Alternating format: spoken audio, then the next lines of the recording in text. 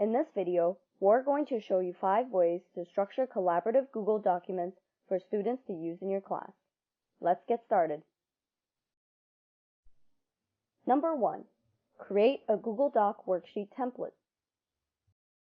Here's an example of a Google Doc template that guides students through a sample question.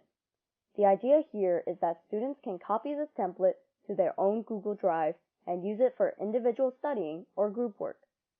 To share any Google Doc with students, click Share and add students manually, or change the setting to UCSB so that students are viewers. Then add the URL to GaudioSpace so students can find it easily.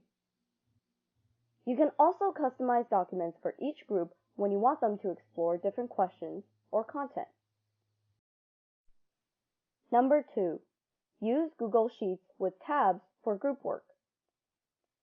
Here's an example of a Google Sheet where students can write down their ideas based on questions you provide to them.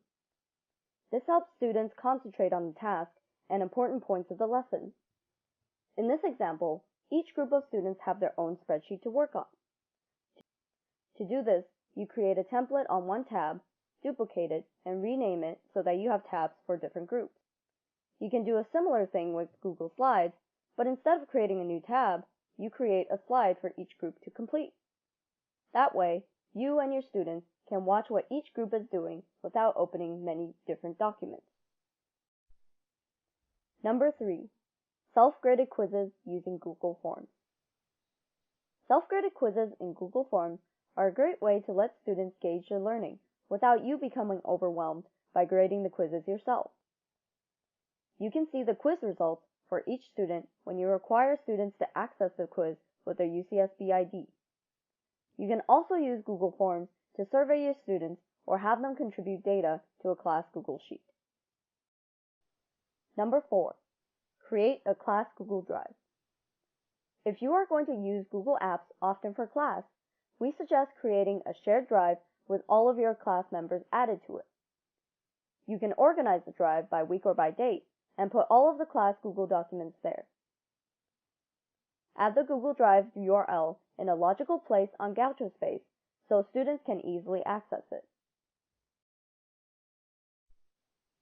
Number 5. Feedback and questions. A great way to give feedback to students and allow them to ask questions is by using Google's streamlined comment feature. Simply highlight what you'd like to comment on and hit the comment button to leave your feedback. Tagging a student's email using @ will let you notify students to your comment or assign them to an area. This is also a great way for students to ask questions on upcoming assignments or leave you a note about their work. Students can tag your email, leave questions on specific parts of a rubric or worksheet template, and see answers to questions that other students asked about it.